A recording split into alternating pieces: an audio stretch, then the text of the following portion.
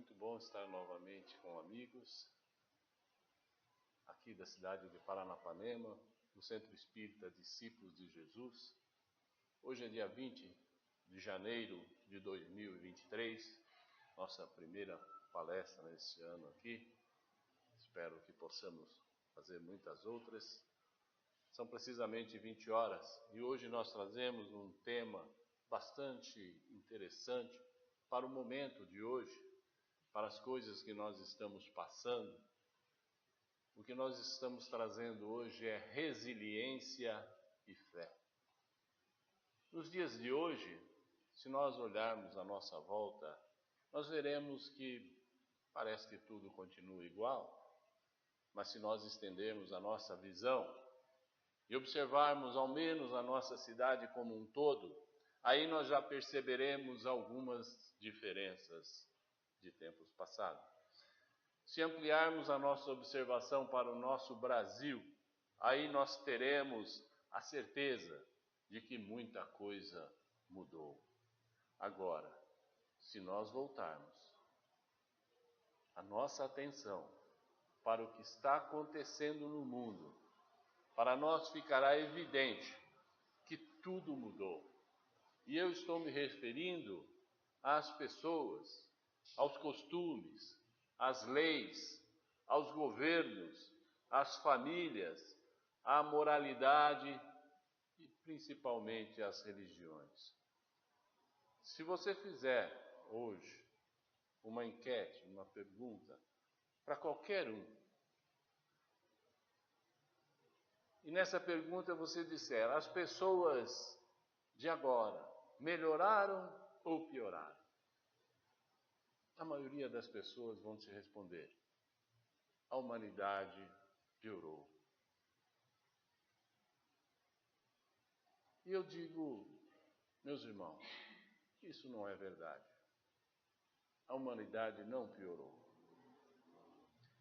A impressão que temos é de que realmente pioramos muito, mas eu reafirmo, é só uma impressão.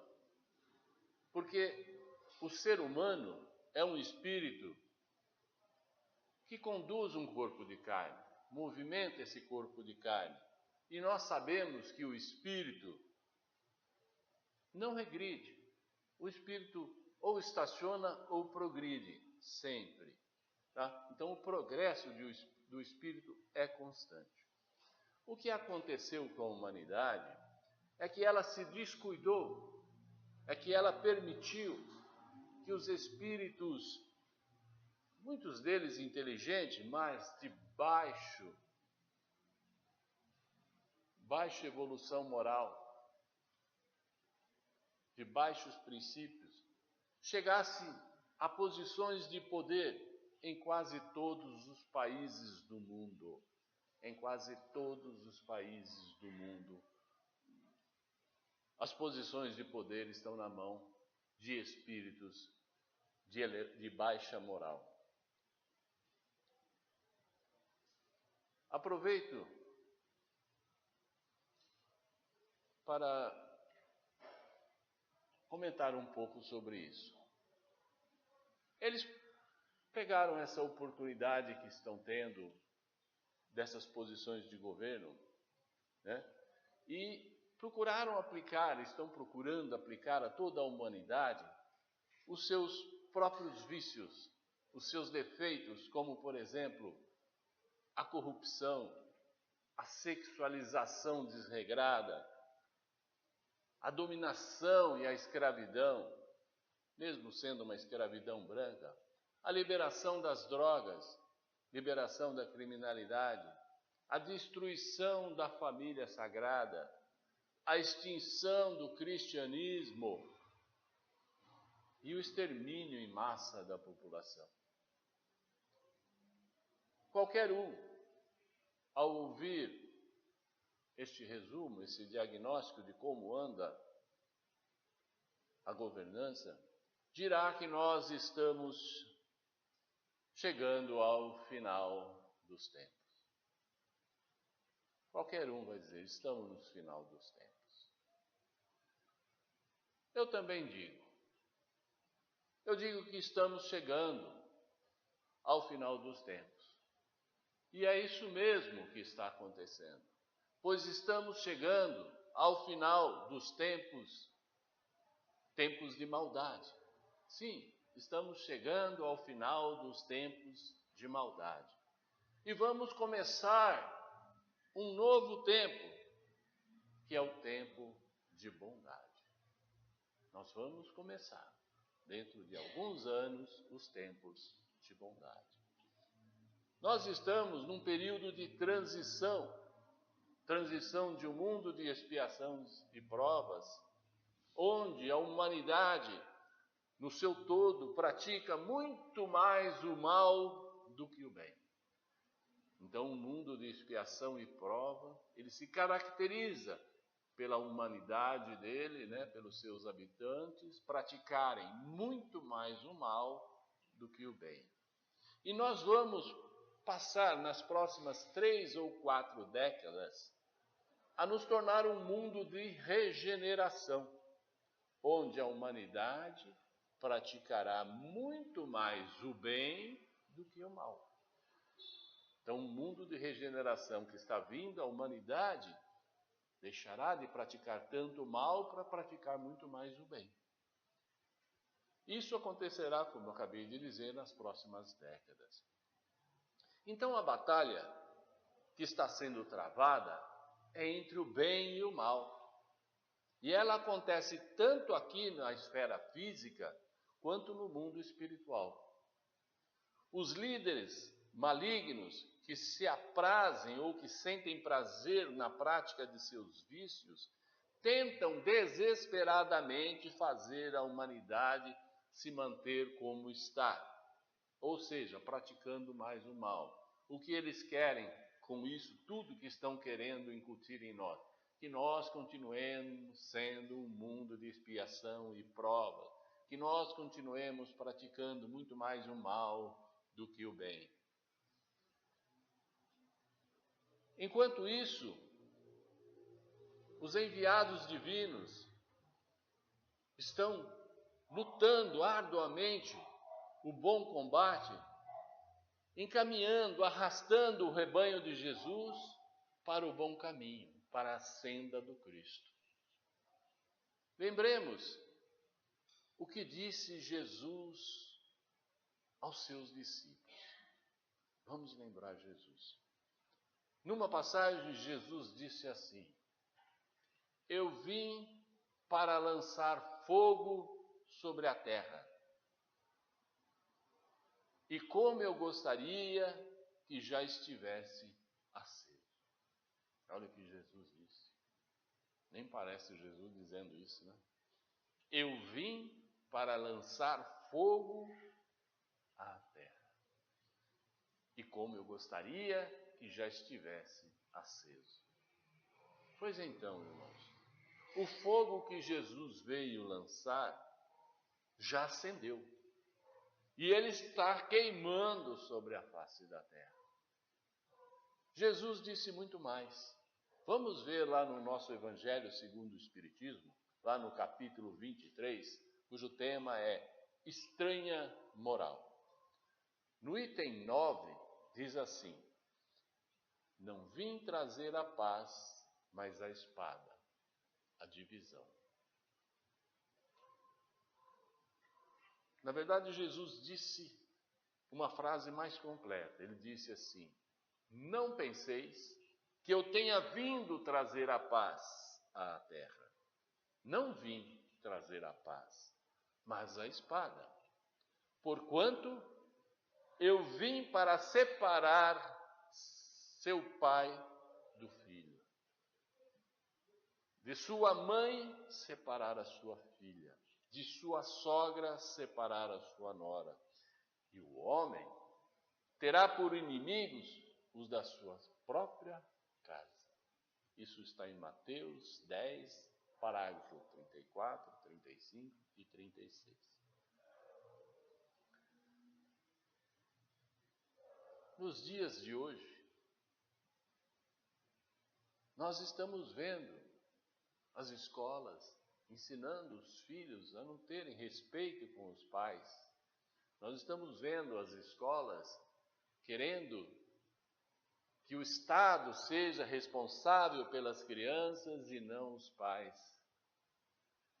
E nós estamos vendo as crianças chegando em casa e contestando os pais, que com muito amor tenta lhe ensinar e lhe dar educação, lhe ensinar o amor à família, o amor religioso. Nós estamos vendo isso. Então, nos dias de hoje, estamos vendo como nunca os filhos contra os pais, as filhas contra as mães, e as inimizades dentro da família só aumentam. Tudo planejado e orquestrado por aqueles líderes malignos que eu citei agora há pouco, que estão na governança do mundo. Ouvindo essas passagens do Mestre, nós cristãos nos perguntamos: o que Jesus pretendeu com isso? O que ele quis dizer quando falou que veio por fogo à terra? Quando ele falou que não veio trazer a paz, mas veio trazer a espada? Meus irmãos, a resposta para esse questionamento está na parábola do joio e do trigo. E essa parábola está em Mateus 13, parágrafo 24 até o 30, onde diz assim: Jesus, em conversa com seus apóstolos, lhes falou: o reino dos céus é como um homem que semeou semente boa em seu campo.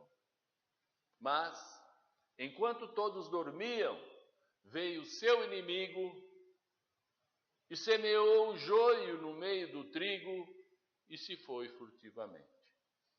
Quando o trigo brotou e formou espigas, o joio também apareceu e cresceu.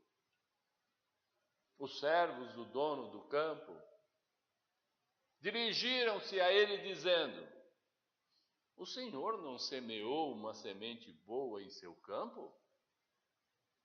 Então, de onde foi que veio esse joio? E o fazendeiro respondeu: um inimigo que fez isso. Aí os servos lhe perguntaram: o senhor quer que nós tiremos o joio? E ele respondeu: não. Porque tirar o joio agora, você poderia arrancar com ele o trigo. Então deixem que cresçam juntos até a hora da colheita. Então, continuou o fazendeiro, quando estiverem maduros o joio e o trigo, eu direi aos encarregados da colheita: juntem primeiro o joio e arranquem-os em feixes, para que sejam queimados. Depois juntem o trigo e o guardem no meu celeiro. Qual é o entendimento que nós podemos tirar, que nós podemos extrair desses ensinamentos de Jesus, relacionando uma coisa com a outra, com o que ele falou e com o joio e o trigo?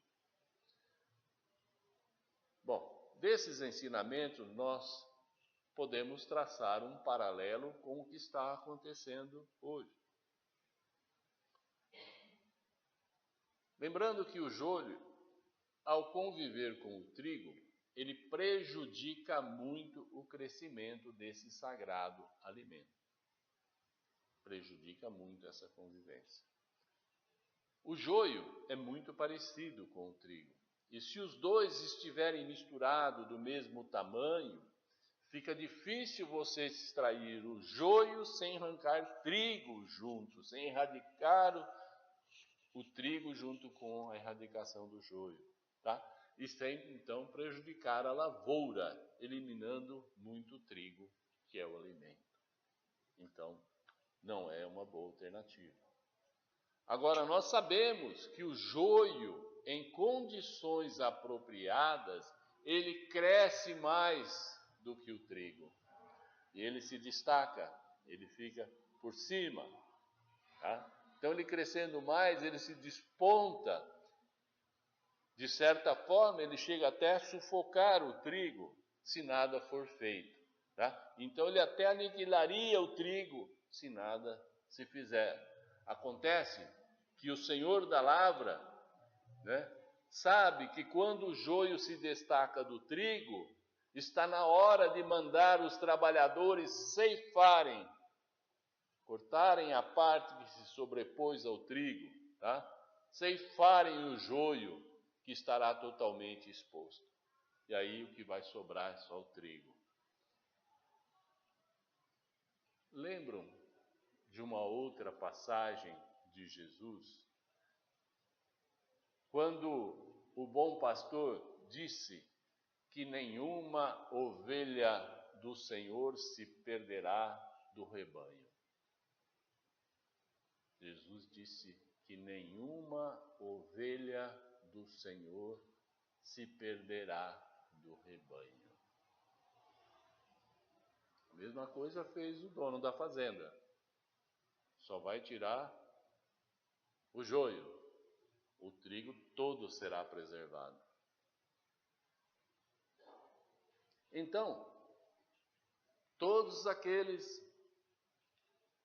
que são fiéis, que são cristãos, que seguem os mandamentos do Cristo, são ovelhas do bom pastor e não se perderão.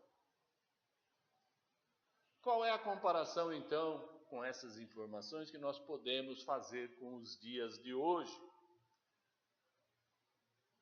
Os líderes do maligno, ao tentar depravar, deturpar moralmente a humanidade,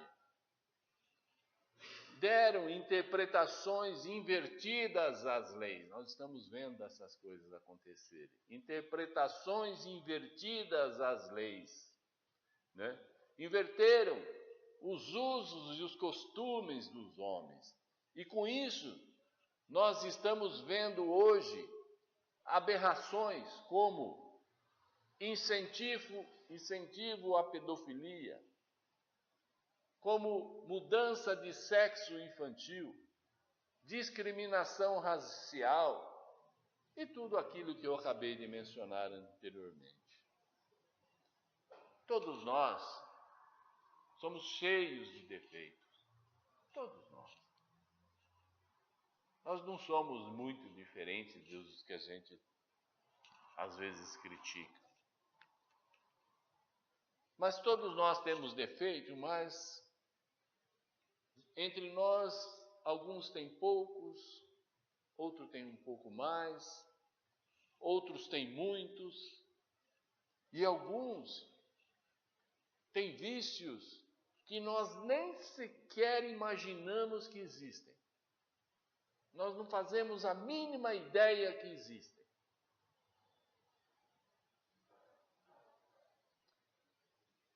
Em uma sociedade, a sociedade que vem nos últimos tempos, onde sempre se cobrou a decência e o respeito, todos procuravam esconder essas doenças de comportamento moral. Faziam tudo isso muito escondido. Então, se misturavam no meio dos bons como se igual fossem. Semelhante ao joio e o trigo em crescimento. Se misturando. Então, naquele período, ficava difícil de separar uma coisa da outra. Ao chegarem ao poder hoje, esses irmãos vamos chamar mais depravados, sem querer ofendê-los,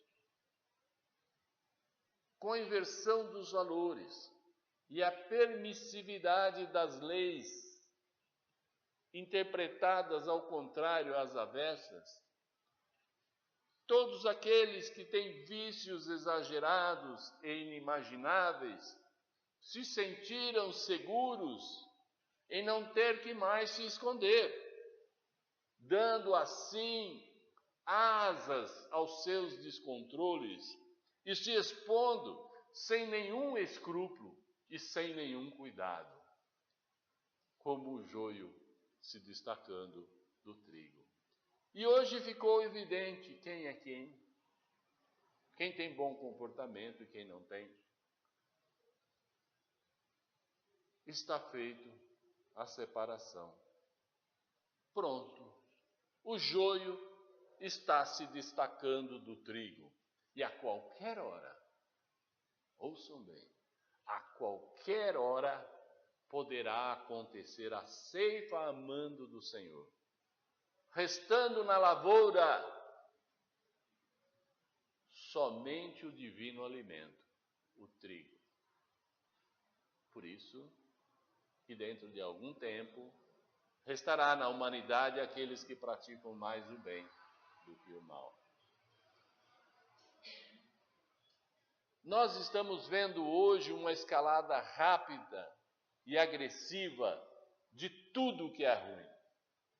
E chegamos até a projetar assim na nossa mente que daqui a algum tempo nós teremos civilizações violentas, como a gente via em filmes, aquelas cidades piratas, onde não existia lei, onde um matava o outro, onde abusava sexualmente, onde roubava, saqueava. Parece que nós estamos caminhando para isso. Ou então, como se nós estivéssemos nos caminhando para uma civilização de uma sexualização descontrolada, como vista nos filmes de Sodoma e Gomorra. Sodoma e Gomorra. O auge da perversão sexual da humanidade. Estará aí, então, o solo fértil e ideal para sabermos quem é do bem ou quem é trigo, e quem ainda é do mal, porque um dia será do bem, quem ainda é do mal e ainda é joio. E assim, tal qual na parábola, o Senhor dos Exércitos enviará seus soldados de luz para conduzir os bons para a senda do Cristo. E ainda, aqueles que praticam o mal, rumarem para as trevas. Mas como tudo isso leva um tempo, como o tempo necessário para o mal crescer e se destacar, aqueles de nós que são mais apressadinhos sofrem muito, questionando se é justo que os trigos, ou seja, se é justo que os bons sofram para que os joios, ou seja, os maus, cresçam e sejam assim possíveis de serem apartados. Se pergunta por que temos que pagar pelos outros. Lembremos, irmãos, que a nossa doutrina ensina que nenhum de nós paga o que não deve. Tenhamos isso em nossa mente. Se nós tivermos que passar por dificuldades, não será imerecidamente.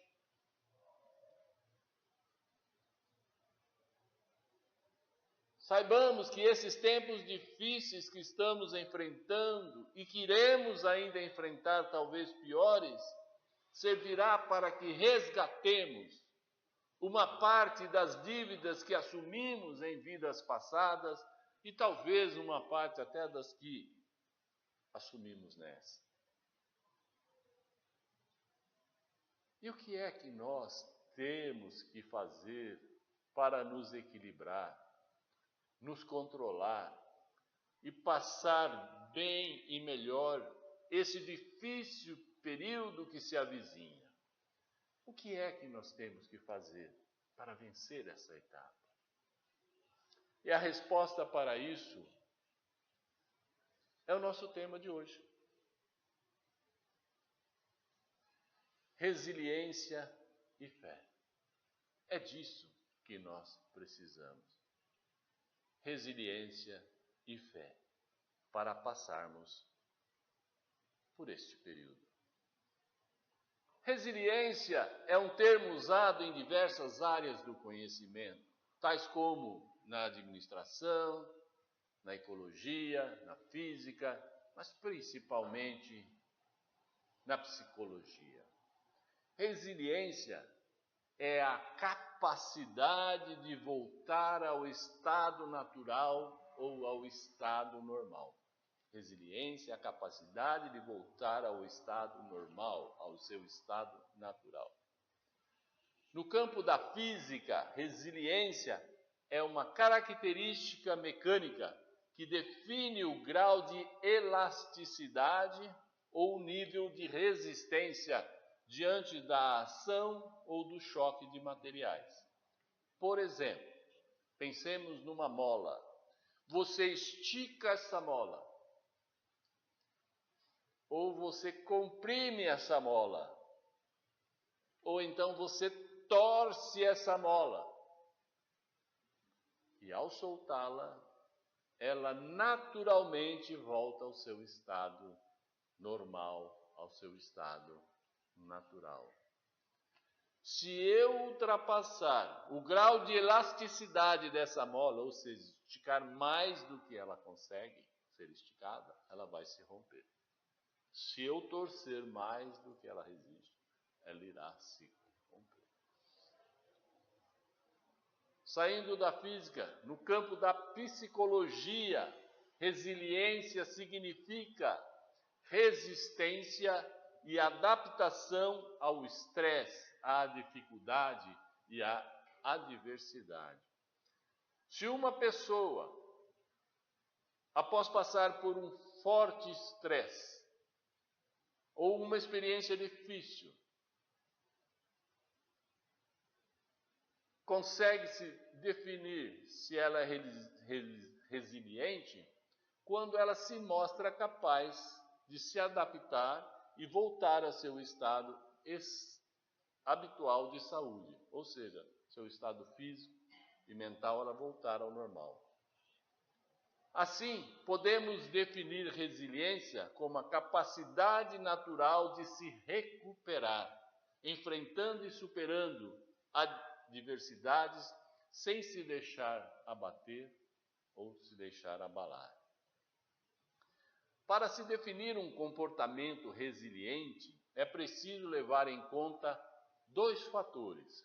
Tem que existir uma dificuldade e tem que existir uma recuperação. Aí identifica que houve uma resiliência, né? Ou então tem que existir uma crise e tem que existir uma superação.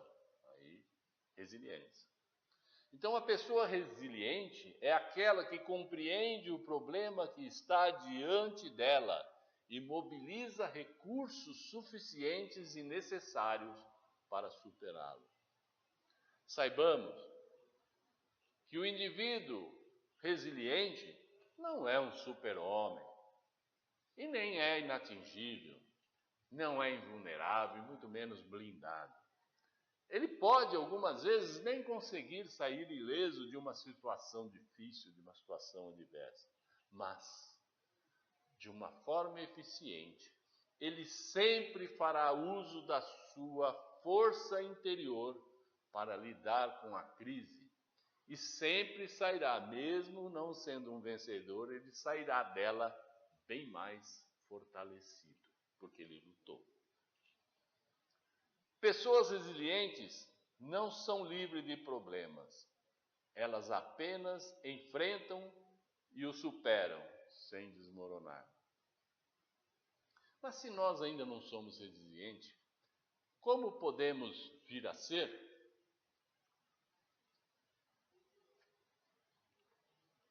Tem um psiquiatra austríaco chamado Viktor Frankl. Ele, enquanto esteve prisioneiro em um campo de concentração, ele escreveu um livro bastante famoso entre a ala dos psicólogos. E o título desse livro é Em Busca do Sentido. E tem uma máxima nesse livro, muito legal. Essa máxima famosa diz assim, prestem atenção, por favor. Quem tem um porquê enfrenta qualquer como. Vamos de novo. Quem tem um porquê enfrenta qualquer como. Vamos traduzir, né? Complicado. Quando a gente tem um problema, a gente vê como é que eu vou enfrentar isso. Suponhamos que eu tenha um filho que não anda direito, tem algum problema de locomoção. Então, como é que eu vou resolver o problema de locomoção do meu filho? Vou arrumar uma muleta? Não vai dar para ele ir na escola de muleta. Então, como é que eu vou resolver? Segundo como? Vou arrumar uma bicicleta? Mas pelo problema dele, a bicicleta não seria uma boa. Tá. Vamos para o terceiro como. Como que eu vou resolver isso? Uma moto? Mas se ele cair, ele vai... Então, qual seria a quarta solução? Um carro. Preciso comprar um carro. Então, já estou no quarto como. Mas eu não tenho dinheiro para comprar o carro. Mas é a melhor solução para o meu filho, para o problema dele. A melhor solução para o meu filho, para o problema dele. Como eu amo o meu filho, como eu faço qualquer coisa para o meu filho, então eu vou trabalhar dobrado, eu vou fazer hora extra, eu vou pegar um bico à noite, eu vou fazer o que for necessário para comprar o carro. Então, como eu tenho um porquê lutar mais, que é o meu filho, eu enfrento qualquer uma das opções que eu tiver, como resolver o problema. Ficou claro? Quem tem um porquê enfrenta qualquer como resolver, qualquer uma das opções. O Franklin observou que algumas pessoas lá no campo, onde eles estavam presos, enlouqueciam e se deixavam morrer. Elas não tinham o porquê lutar, nem por quem lutar, ao passo que outras sobreviviam e se mantinham ativas, passando pelas mesmas dificuldades. A essa capacidade de retornar à vida existente, Frankl chamou isso de resiliência. Aí começou a palavra resiliência na psicologia. Diz ele ainda, quando não conseguimos mais mudar uma situação, temos o desafio de mudar a nós mesmos. No final eu vou mostrar como. Para Victor, o sucesso e a felicidade são o resultado e a dedicação pessoal a uma causa maior. Nós vimos o caso do menino. Vamos imaginar uma outra situação. Vamos supor, para minha felicidade, eu imagino que eu queria ter uma casa, construir uma casa nesse bairro onde eu morei com a minha mãe, com meu pai, com meus amigos, e moram todo mundo por ali, eu quero construir uma casa nesse bairro. Muito bem. Apareceu um terreno nesse bairro. Mas eu não tenho dinheiro para comprar. Puxa, mas se eu não comprar esse terreno, eu não vou realizar o meu sonho, que é ter a minha casa. Então, para eu ter sucesso, eu tenho que lutar por uma causa maior. A causa maior é eu ter a casa naquele lugar, mas sem o terreno, adeus casa. Porque não vai ter outro fácil ali vendendo depois. Então, o que eu vou fazer? Eu vou lutar para comprar esse terreno mesmo, porque eu não tenho dinheiro, eu vou trabalhar dobrado, eu vou fazer economia, eu vou fazer o que for, mas o terreno eu tenho que comprar porque a causa maior é a casa. O que Frankl quer nos dizer é que nós precisamos desenvolver projetos que tragam sentidos à nossa existência. Cuidar do meu filho que tem problema para andar, ou construir a casa dos meus sonhos no lugar que eu quero. Então eu tenho que ter projetos. Esses projetos é que vão me dar força para eu ser resiliente. tá? Porque eu tendo esses projetos, tá? Eu me torno sempre mais forte né? E enfrento qualquer adversidade. Quando nós temos um projeto maior para nos ajudar, diz ele, passamos a entender que os problemas são apenas obstáculos a serem superados, são experiências negativas e que nós estamos buscando é algo muito maior. Então o terreno é algo menor, o que eu vou buscar é a minha casa, meu sonho, que é algo muito maior. Então simplesmente, diz ele, faça algo por você, faça algo importante, por mais simples que possa parecer. Faça projetos de vida e seja resiliente com isso. Por que a resiliência é tão importante? A resiliência é um mecanismo de proteção que dá a força necessária para a recuperação física e emocional após um evento adverso. Ou seja, minimiza o risco da gente desenvolver doenças mentais. A resiliência, a força de lutar contra os problemas, minimiza o risco de doenças mentais. Quais? Pânico, ansiedade, depressão e assim por diante. Aqueles que não têm resiliência ficam facilmente sobrecarregados. Eu diria até ficam subjugados e podem recorrer a mecanismos de enfrentamentos que lhes serão prejudiciais. Podem recorrer ao álcool, aos remédios tarja preta, recorrer a drogas, ou recorrer a roubos e assim por diante. Mas como é que a gente faz para ter mais resiliência? A resiliência vem de dentro para fora. A gente faz os planos do que a gente quer na vida e ela vem de dentro para fora. Não tem como simular ou absorver essa habilidade. Vou lá e pego um pouco aqui do meu amigo. Não. Ela é desenvolvida aos poucos e deve ser sempre praticada. Tudo que me aparece como problema, eu treino resolver. E vou praticando. A hora que eu vejo, eu resolvo tudo. Eu conserto isso, eu arrumo aquilo, eu pinto aquilo. Eu não sei pintar, mas vou lá, pinto e assim por diante. E vou resolvendo. Vou me tornando resiliente.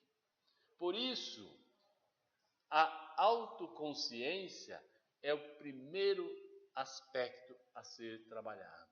Eu tenho que saber que eu ainda tenho consciência que eu ainda não sou resiliente, então eu vou me esforçar para isso. E é ela que contém o inventário das ferramentas, ou seja, a relação das ferramentas que eu tenho disponíveis para enfrentar o estresse, os desafios, os problemas da vida. Então, não evite problemas, enfrente. É assim que superamos obstáculos, solucionamos problemas e os deixamos no passado. Saia da mentalidade passiva e adote uma mentalidade proativa, positiva. Seja capaz de se autorregular, de se autoequilibrar. Assim você consegue manter o foco no momento do estresse para agir da melhor forma. Como que a gente se autoequilibra? Como que a gente se autorregula?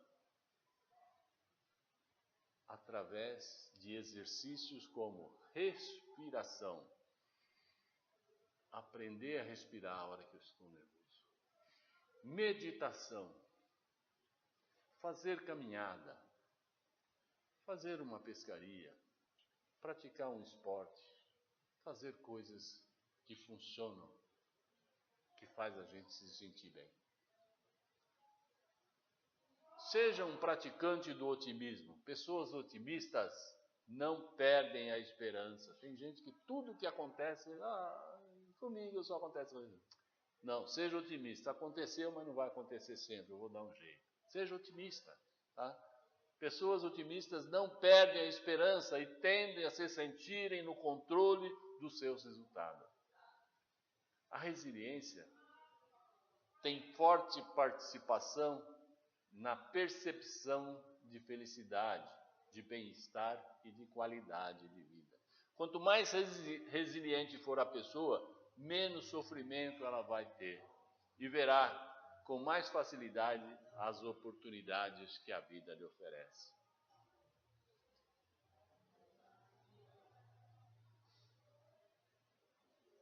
Como desenvolver a resiliência?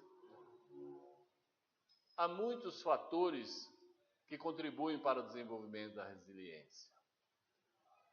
Um deles é ter relações significativas com as pessoas, ser amigo das pessoas, ter boas amizades. Outro importante é a capacidade de planejamento, como eu já falei, planejar bem os passos. Ter objetivos na vida. É bom, ainda que pareça complicado, que todas as habilidades podem ser desenvolvidas e aprendidas. Todas as habilidades de lutar, de desenvolver, podem ser desenvolvidas. Por isso, meus irmãos, cuide de si mesmo. Não deixe que o trabalho e as ocupações sejam as únicas coisas que preenchem o seu tempo. Faça coisas das quais você gosta e com as quais pode aproveitar. E, acima de tudo, se acalme, relaxe e descanse. E seja resiliente. O segundo tema de hoje é a fé. Resiliência e fé. Existem vários sentidos para a palavra fé, mas nós vamos falar aqui apenas de uma, a fé religiosa. Muitas religiões pregam a crença em Deus, crer de acreditar como um dogma. Acredite em Deus, acredite, simplesmente. E com isso eles pregam também a crença no inferno, a crença no céu, no dia do juízo final. Também pregam a crença da ressurreição dos mortos. Crer, então, quer dizer acreditar que tal fato é verdadeiro. Isso é crença. Acreditar que tal fato é verdadeiro. Vamos entender isso aí. Se eu sou seu amigo, aí eu vou te perguntar: você acredita que eu não vou falhar com você? Como eu sou teu amigo, você fala: sim, eu acredito que você não vai falhar comigo. Muito bem. Vamos mudar a pergunta agora. Se eu sou seu amigo e eu pergunto: você tem certeza que eu não vou falhar com você? Agora eu perguntei certeza. Você vai falar: certeza eu não tenho, não. Nós espíritas não podemos nos situar no estágio do crer. Nós temos que nos posicionar em situação de fé. Nós espíritas temos que nos situar na situação de fé. Essa é a nossa posição. Mas o que é fé no entendimento espírita? Nós espíritas somos adeptos da fé raciocinada. Nós espíritas somos adeptos da fé raciocinada. Então, nós não somos adeptos da crença dogmática. Por quê? Porque ter fé é saber, é ter certeza. Fé é certeza, não é crer, é ter certeza. Creio em Deus? Não, tenho fé em Deus, tenho certeza em Deus. Vejamos um outro exemplo. Aquelas pessoas que já chegaram até a beira da praia e aí entraram no mar, elas não podem dizer assim: eu creio que a água é salgada, a água do mar é salgada. Ela não vai poder dizer isso. Eu creio que a água do mar é salgada. Ela vai dizer: não, eu tenho certeza, ou seja, eu tenho fé, eu tenho certeza que a água do mar é salgada. Ela tem certeza naquilo. Aqueles que ainda não botaram os pés na praia dirão: eu creio que a água do mar é salgada. Por quê? porque todo mundo fala que ela é salgada. Então, eu creio que ela é salgada. Então, isso é um dogma. Criou-se um dogma aí, né? De todos falarem, então vamos crer que seja verdade. Mas não é certeza, não é fé. Já aquele que tem o conhecimento, que tem o entendimento e a compreensão de quem é e o que é Deus, aquele que tem certeza de quem é e o que é Deus, este já botou o pé na areia da redenção e já entrou no mar da divindade. Então ele dirá: eu tenho fé em Deus. Eu tenho certeza que Deus é onipotente, é onisciente, é onipresente, é infinitamente justo e bom. Isso é fé. Quando nós cremos em Deus, nós acreditamos que Ele vai nos ajudar diante das dificuldades. Quando nós cremos, a gente acredita que Ele vai ajudar, não é? Mas minha vida está tão tumultuada, eu estou rezando e estou acreditando, eu creio em Deus, eu estou acreditando que vai me ajudar. Mas se essa ajuda demora mais do que a minha paciência suporta,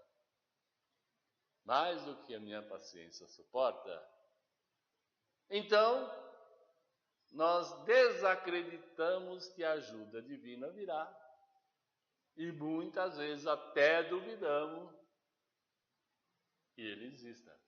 Acho que Deus não existe, não. Estou cansado de rezar aqui, não me ajuda, a minha vida só piora. Agora, por outro lado, nós seguindo o Espiritismo, se eu tenho fé em Deus, vejam bem, agora não é crença. Se eu tenho fé em Deus, eu tenho certeza que Ele virá me ajudar. Mas se essa ajuda começar a demorar, começar a tardar, e eu estiver alicerçado na fé, eu vou fazer o quê? Vou usar a minha resiliência. Vou usar a minha resiliência e a minha fé para aguardar o tempo que for preciso para receber o tão sonhado auxílio celestial. E eu quero encerrar a preleção de hoje com um conto que cabe bem no tema dessa noite: resiliência e fé. Um cristão vivia orando e perguntando o que Deus queria que ele fizesse. Ele dizia assim nas suas orações: o que queres de mim, Senhor? O que queres de mim, Senhor? Ele falava isso em todas as orações, como se ele quisesse que Deus lhe desse uma missão. Uma noite, em sonho, ele ouviu uma voz poderosa, como se fosse um trovão, né? E essa voz estava lhe dizendo: eu quero que todos os dias você empurre até ficar exausto, até não aguentar mais todos os dias, aquela pedra grande que tem depois da curva. Então, o cristão, com muita fé, todos os dias, como um cristão fiel, ele ia lá, logo depois da curva, e empurrava aquela pedra, e empurrava até não aguentar mais empurrar. Na hora que ele estava exausto, ele ia para casa. E no outro dia ele voltava e fazia a mesma coisa. Mas a pedra era muito grande, mas era gigantesca. Maior que uma casa, né? E cada dia ele ia lá e empurrava a pedra. E ele foi arrumando formas diferentes de empurrar. Então ele não só empurrava, ele empurrava com o ombro, até esgotar. No outro dia ele empurrava com as costas, até esgotar. No outro dia ele sentava no chão assim, empurrava com os pés assim, para ver se empurrava o pé. E foi fazendo isso. e foi fazendo isso, tá? E ele usou até a alavanca para empurrar a pedra. Tudo que ele pôde imaginar, usou a inteligência, usou tudo que ele pôde para tentar empurrar aquela pedra gigantesca. Meus irmãos, passaram-se os dias, passaram-se os meses, passaram-se os anos, e todo dia ele foi lá cumprir o que Deus pediu. Mas ele fez tanta força esses anos todos, que ele se tornou um homem musculoso, muito forte e com muita saúde. Olha que lucro, hein? E mesmo tendo atingido o ponto máximo das suas forças, usando as técnicas e a inteligência que ele desenvolveu todos esses anos, ele não conseguiu sequer mover aquela pedra de dimensão gigantesca. Não conseguiu mover. Aí ele começou a se entristecer. E ao dormir naquela noite, uma voz, como o som de um trovão, lhe perguntou: por que vós estáis entristecendo? E o cristão respondeu: é que eu ainda não consegui mover a pedra 1 milímetro sequer, Senhor. A voz de trovão então se tornou mais doce e melodiosa ao lhe dizer: ó filho bom e fiel, cumpriste bem a sua missão de empurrar diariamente a pedra, tal como eu mandei, mesmo não a tendo movido. Acalma o teu coração, pois a tua missão, meu filho, era só empurrar a pedra. A sua missão era só empurrar a pedra. Enquanto que a missão de mover a pedra no tempo certo é uma missão única e exclusivamente minha. A missão de mover a pedra é única e exclusivamente minha.